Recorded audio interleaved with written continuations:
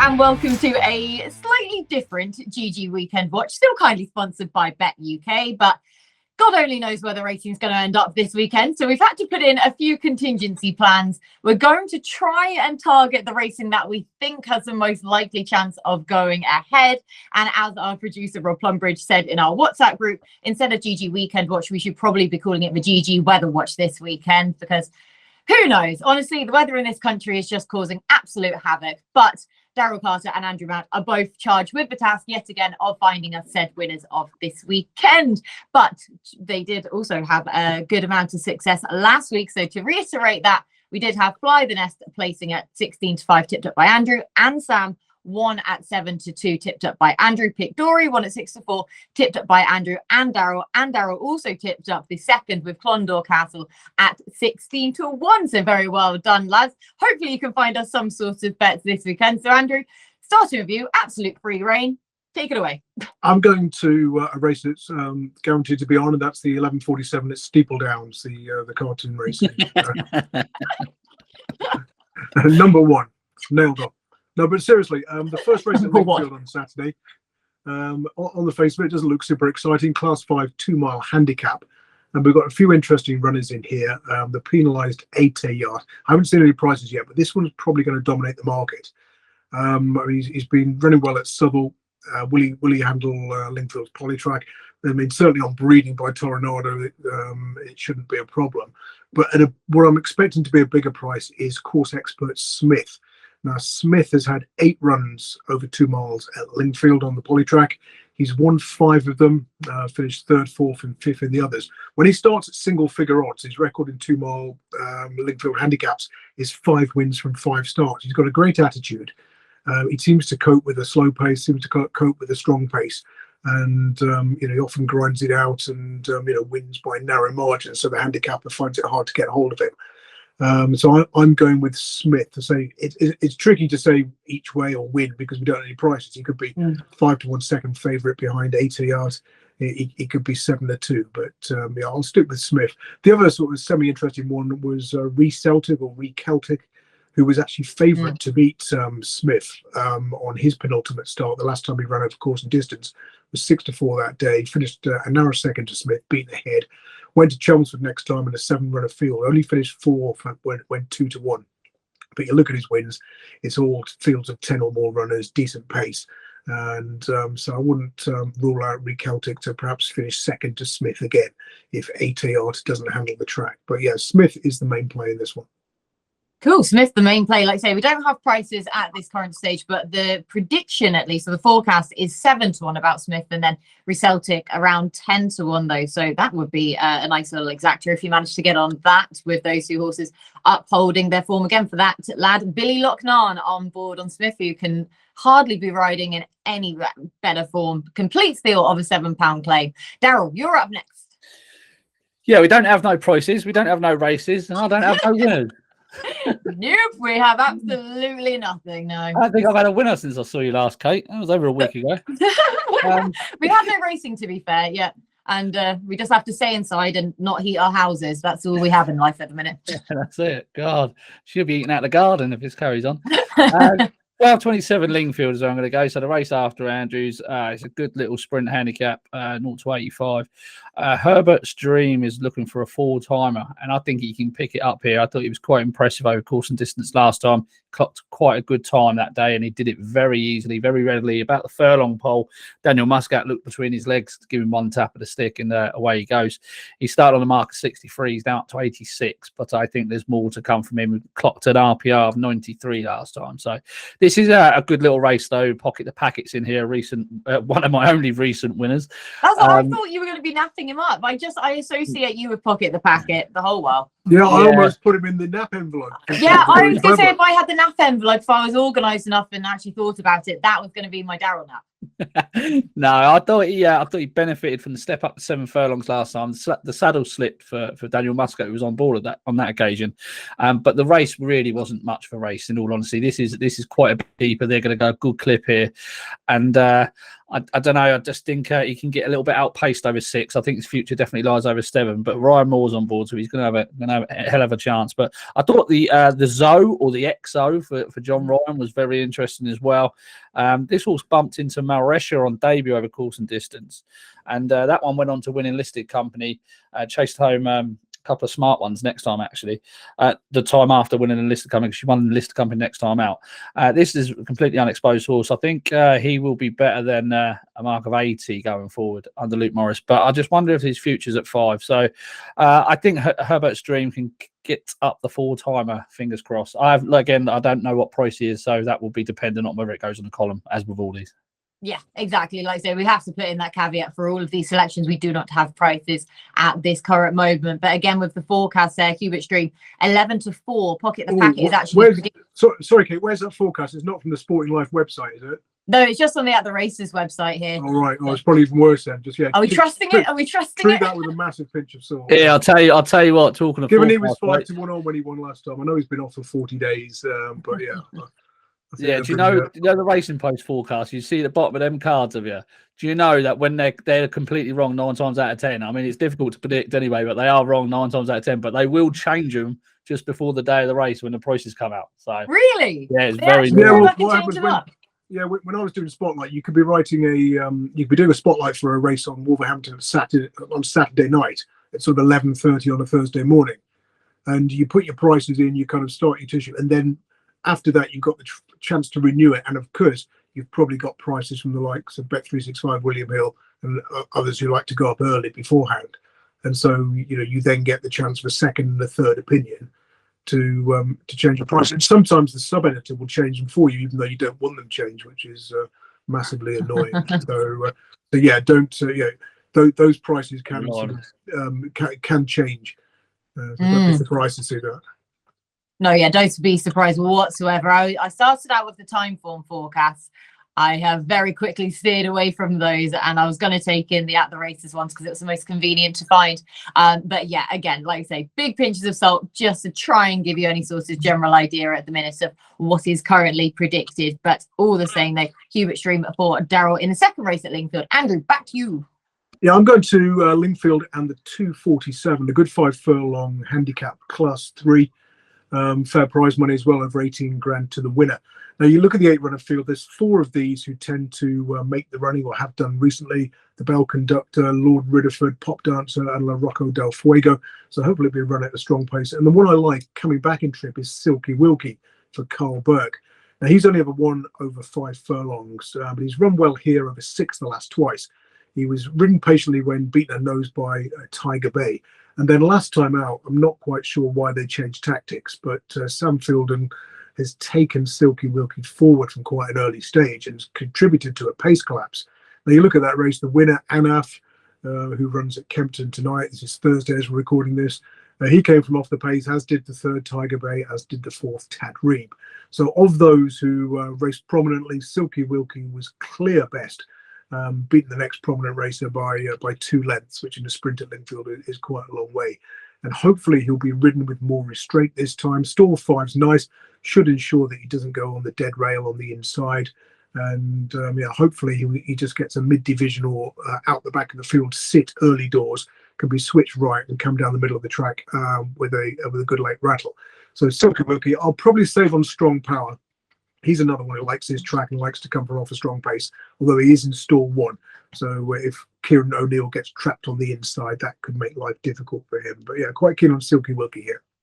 Perfect, Silky Wilkie. And just to add even more confusion into the mix, I think they've changed the time of this race. It was the 2:47, but on the At the Races website, it's now the 3:22. And there's a lot of confusion within the Racing Post app there as well of what time this race is at. I should have stuck to Steeple Down, shouldn't I? It would have been right. Exactly, you should have just stuck to your stall 1 at Steeple Downs, and then you would have been absolutely fine. That is, though, the 5 furlong handicap, the class 3 handicap, though, where Andrew likes Silky Wilkie all the same. Daryl, I don't know, it's all going out the window now. Yeah, I was going to the same race as Andrew, and I honestly was going for Silky Wilkie as well with a cover on Strong Power. Oh, ideal. Yeah, I know. So that's probably not a good sign for him at the moment. But yeah, I thought I reiterate what he says, but his last 3 runs have been in extremely competitive company, and I thought dropping back to 5 furlongs would definitely suit him. He ran almost a career best on his penultimate start at the end of December, when just touched off a nose by Tiger Bay. And again, I was of the similar opinion of Andrew that this was going to set up nicely for him if they revert to hold up tactics. So I thought he was sort of undone, and Anaf sort of pounced on him. I've taken Anaf on tonight at Kempton, which might be a mistake, but I thought he benefited from a bit of a pace collapse there. So yeah, Silky Wilkie with me with a little saver on Strong Power, because he is always mixing it in this company, and he does finish strongly at this venue. So, yeah. Perfect. Yeah, compelling cases by the pair of you two for thinking the exact same way. They're in that 322/247 at Lingfield, whatever it is. But either way, you're both agreeing Silky Wilkie with the saver on Strong Power. Andrew, what else you got? You haven't done the 120 at Taunton, have you, Daryl? No, I'm at 317 at Taunton and 230 at Taunton. Right, well, 230 as well. Yeah, 120 at Taunton. I'm going with course expert Amelia's Dance, who bizarrely only went off at 7-1 at Newbury last time. So I thought it was a terrible price, given that she rarely runs well away from Taunton's, particularly good on sharp tracks. Her only non-Taunton win came at Stratford. When sort of clearly appreciating the sharp nature of the course. Left-handed galloping track, wasn't going to suit last time. She got beaten 30 lengths into 5th, which should ensure them to get a decent price about her. Now, the time before that, she won here at Taunton by 7 lengths from Paramount at 10-1. Ground-wise, she has won here on soft ground. She's had 5 runs at Taunton, 3 wins. I think when she was beaten, she ran respectively in defeat, a 3rd and a 4th. And if you look at a Taunton record at this time of year, December and January only, it's 3 from 3. I was a little worried that the sort of regular jockeys have been deserted in favour of Freddie Ginger. I know everyone kind of likes him, thinks he's good value for his 7. I don't necessarily agree, because he does tend to hug the inside rail, even when previous evidence suggests that the ground's softer there. I've seen him doing it at Wincanton and 1 or 2 other tracks like Exeter. So Taunton in the mud, and it's soft at the moment with possibility of more rain. You want to be around the outside. You want to be coming late, ideally, as well. So if he's prominent around the inner, that could be a little bit of a problem. So I might sort of tone down my bet if I see him lining up around there. But yeah, all things being equal, I go at Amelia's Dance in the 120. Perfect. Like I say, all things being equal with the course and distance specialist Amelia's Dance. And I think it is probably fair to say that, like I say, Freddie Gingell, he's a really young jockey. He's a real talent, and we know he is going to be very good. Like I say, it's just that concern about the biases, which is something I've picked up on as well. There's a mare at Wincanton I thought he probably should have won on, and not likewise at Kempton, and like I say, at Exeter as well. But yeah, that will all come in time though with him, but do just bear that in mind about Amelia's Dance. Daryl, you're fancying Taunton as well? Yeah, do you know what? I did almost come down on Amelia's Dance. Well, she reminds. There's 2 horses I like that. That like for courses. No Tonic is the other one at Wincanton, and Amelia Dance at Taunton. Those 2 horses, when they go elsewhere because they've won at them venues, they then end up going off at a short price next time and get well beaten. And then when they return to the venues that they like, for some reason they become a bigger price. So No Tonic was due to run this week, but obviously Wincanton was cancelled. I was interested in Master Debonair in the 230 at Taunton. I've just seen now though that jockey bookings have come out, because Jack Tudor was dropped up on both Master Debonair and Pillion. He's chosen to ride Pillion for some reason, unless that's a move to bring down Master Debonair's handicap mark, because Ellis Collier takes off 7. He ran a blinder here last year, setting really good fractions. Only to be touched off by Dorking Boy in what was quite a good race. Leona Cavallo finished 3rd, and it was quite a competitive race, but deeper than this one, I think. And I think he quite likes it here. He's a tricky old so-and-so, but he was just given sort of a spin last time for his on first start for his new connections after 257 days off. But he tends to need the run. And second time out has been the time to catch him in 2018, 2019. And he went well second time out at Fosslas when he was over fences. But he's definitely handicapped to have a say here. A lot of these are are sort of going backwards a little bit. Espoir de Rome was one I nearly came down on in this race, but he was well beaten in that Martin Pope by Pillion. And I'm not entirely convinced he's extremely well handicapped of a mark of 140, even though he is £10 lower over hurdles. But he's got a tremendous record fresh as a Espoir de Rome. He's a horse that you always want to try and catch fresh. He's pretty lightly raced. He'll probably go close, but I'm hoping that Master Debonair can make all in the mud and just prove very difficult to peg back. Oh, perfect then. Yeah, Master Debonair for Christian Williams. But like I say, Alice Collier taking the ride with a £7 claim off of his back this time around, second start of the season. Andrew, do you like anything else at Taunton or any of these races? Yeah, I'm going to the 230, which is the seniors handicap hurdle. This is basically a race we've just been talking about. Yeah, veterans race for handicap hurdlers. And the minimum age, rather than 10 for veterans handicap chasers, is 8 for these races. There aren't many of them. There's this Taunton race, there's one at Newbury, I think, and a few others. But since they started these races, if you bet every single 8-year-old, 11 winners from 61 bets at a profit of £31.75. Those 8-year-olds who ran within the last 6 weeks, 8 from 39, a profit of £43.75. There's 4 8-year-olds. They all look completely dodgy. You've got Fakir reverting from fences, Oscar Moonshine, who needs fast ground, Take All, who will like the ground, but it's first run for Shark Hanlon, so you're kind of guessing as to what's going to happen there. The market will tell you. And the other one is Tiger Voice, second run for Bernard Llewellyn. Now, Tiger Voice was beaten 68 lengths at Sandown on his debut for the yard, but he was 66-1, first run for several months. That would have been needed. He was brought out of Henry de Bromhead's yard for 18 grand. He's been dropped £5. You know, he likes the mud. I mean, he was 90. He was only beaten 19 lengths when sort of mid-division in the county hurdle last year. He's probably going to come from off the pace like most Bernard Llewellyn horses. He does like to creep them wide around the outside. You see it at Sandown. He often has big priced horses in the frame. So I've not seen any prices, but I'd be surprised if you weren't getting 33-1 plus. So I'll go Tiger Voice each way here. I was just about to challenge you with that. What do you reckon the forecast is on the At the Races website? Yeah, I mean, if I was doing the tissue, I'd probably put him in at 33-1 bar. Who's to underestimate At the Races then? Spot on. That's exactly what they've gone with. 33-1. So they're on the money, they are, for Tiger Voice then. So yes, I mean, good plays then in that seniors handicap hurdle. Daryl, back to you, please. Yeah, 317 is I think it's my final horse I've got. Yeah, I'll just give one a mention after this, but this is probably the final bet. Hopefully the best bet. I think Cape Gentleman, Shark Hanlon, second start Shark Hanlon in the Portman Cup in 317. I think he's got a cracking chance. Frodon is the fav here at 6-5, but he's got to get 3 miles. He's got to get an extra half a mile on that Badger Beer trip. And he's going to get taken on for the lead, I think, with Rams de Tay. So I can see him sort of down in tools, when push comes to shove. And I think Rams de Tay is vulnerable at this course because his jumping just is. This course just doesn't help his jump. If you make a mistake at Taunton, the next fence tends to come up pretty quickly here, and you can get out of a rhythm straight away. That's the other concern with the Wolf, the outsider, who's a nice horse. And a Quick Wave seems to put one good performance in every year. And that horse has done that already. So I thought Cape Gentleman was very interesting, just a 7-year-old still improving. He's won a 2.5 maiden hurdle on heavy ground very easily back in the day, so soft ground doesn't worry me at all. He's got a good record going right-handed, good record in small fields, and he's Irish, so yes. Exactly, we're flying the Irish flag. Yeah. Like, I mean, Shark said that they were happy to come here with him, weren't they? Because he needs to be qualified then for the national and he needs to run in this. But like I say, 8-1 though.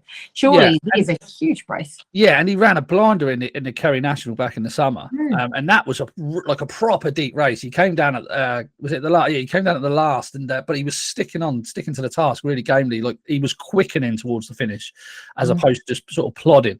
And it was just a knuckle on landing that saw him come down. I think 8-1's I think it's a big price. I do. So yeah. And Shark's coming over as well. I think I heard that the other day then as well. So yeah, like I said, it does look a huge price, doesn't it? You know, with Quick Wave, do you remember that on her penultimate start when she won and she absolutely dotted up at Sandown? And that was the weekend where about sort of like 4 Venetia Williams horses did the exact same thing. Yeah. You know, on their next start, none of them placed. They all Really? absolutely bottomed. It was like the most ridiculous bounce factor you've ever seen with those 4 horses. So yeah, do bear that in mind though, just to take it cautiously. A quick wave at 11-4 as Daryl's made the case against her potentially as well. Then 2, who on to Andrew? What else you got? Well, that's my sort of main 4, but the 2 other races I was interested in at Lingfield, the 12:27, if that hasn't changed time now, it's Daryl's race, Hubert's Dreams race. Now, Royal Mariner for James Tate has got the blinkers on for the first time. When he had the visor on, first time visor, he won here at Lingfield over 6 furlongs, followed that up with an odds-on win over the same course and distance. Then the effect of the headgear seemed to wear off. He didn't run badly last time, so he was 3rd at 10-1 behind Hubert's Dream, who was a 5-1 on shot. But I thought that the first time blinkers might just wake him up a little bit. And in terms of chasing home what could be an odds-on favourite, Hubert's Dream, then maybe Royal Mariner each way without the favourite could be a spot of value at a much bigger price. And the other one was our old friend Tequila Mockingbird. Yeah. Good race, that, isn't it? Yeah, I was so annoyed. I put up as a bet last time out, not knowing who was riding, hoping it was going to be Ross Coakley, and then they put Hayley Turner on board. I mean, as it was, she's finished 3rd. Wouldn't have beaten the winner anyway. Came from too far off the pace. The reason I put him up as a bet the time before, when Ross Coakley was on board and he narrowly beat Dembu, was because there was a race devoid of pace, and she was tactically versatile.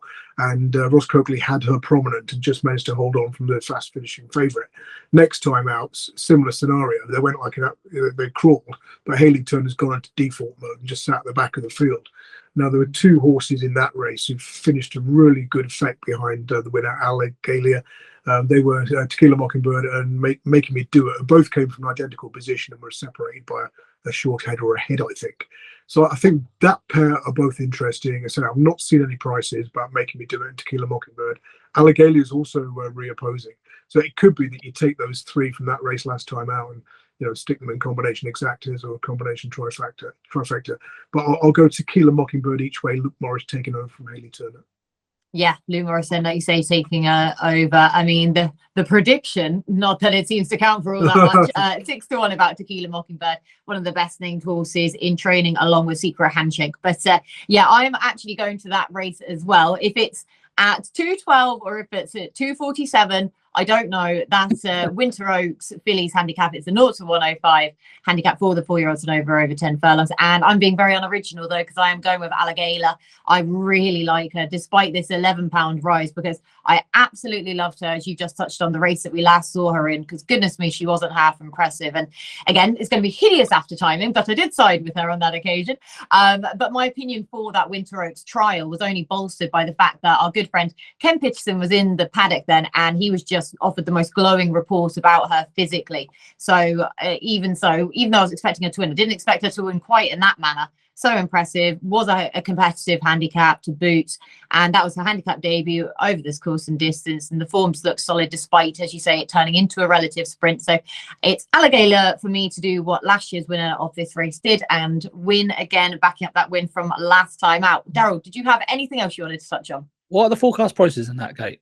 The forecast prices are 2-1 about Agaila, Making Me Do It 7-2, 7-2 also about Morgan Ferry, 6-1 Tequila Mockingbird, 15-2 Purple Ribbon, 16-1 Aiming High, 20 At a Pinch, and 25 Defying Ginger.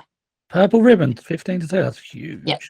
I just wanted to mention one race at Wolverhampton, 6:30. I don't know if I'm going to back this horse yet or not, but horse called Musica. There's an angle with this horse. The visor goes back on. And it's unbeaten on the all-weather 2 for 2 when they've switched the visor they switched the cheek pieces for the visor. And they've done this a couple of times. He wears the visor all the time. They put the pieces on and then they put the visor back on. It's an interesting angle, and I don't know why I keep saying he drops in grade today. Back into a class 5, won in a class 5 a couple of starts ago. Now it is a competitive race, so literally, price is everything anyway, but it will be more so in this particular race because it is competitive. But I just think it's very interesting about the did the cheap piece Pfizer thing. They did it back in November at Chelmsford, where he won off a mark of 75, off 76 today, down into a class 5. So interesting horse. Would you like to know the forecast? Yeah, go on. 16 to 1, Musica. Yeah, I was going to say, You're making these up, Kate, now, aren't you? I am. I'm just going rogue. I'm just plucking any sort of numbers and figures out of the sky now. But yeah, 16 to 1 apparently, according to ATR then for Musica. So we'll you can judge how you're going to assess him then if you're going to back him on that basis from what the actual price is going to come out as. Andrew, did you have anything else you wanted to offer up? No, that's it from me. Perfect. And Daryl, you're all done. Yeah, I'm all done. Wonderful. So Daryl, I'll go back to you, please, for your nap. Oh. Can you do one without the prices? Yeah, well, I've got the price for it. Cape Gentleman, I think 8 to 1. Oh, yes. I think that's a very fair price. Yeah, very big price. I'll take down. Yeah, down at Taunton, like you say, yeah, for the Irish to come over. When do you ever get a price like that in a race of that nature? So yes, Cape Gentleman for Daryl. Andrew? Silky Wilkie, easy for me to say at Lingfield, in the hope that he sits off the pace this time. You could have got that one. I could have gone pear-shaped, couldn't it? Getting that name wrong. And I will go Agaila, being unoriginal, in the 2:12 at Lingfield. So sorry, it was a bit of a different show this time around, but thank you so much to the guys for all of the hard work in a very small window as well that they had to prepare for a complete shift. Hopefully we do get racing to go ahead this weekend, but if not, we've hopefully covered you at Lingfield at least anyway with the all-weather. Thank you so much for watching. Thank you to the guys for all of their work. Thank you to Bet UK for their sponsorship. And we'll hopefully talk to you again next week with more racing.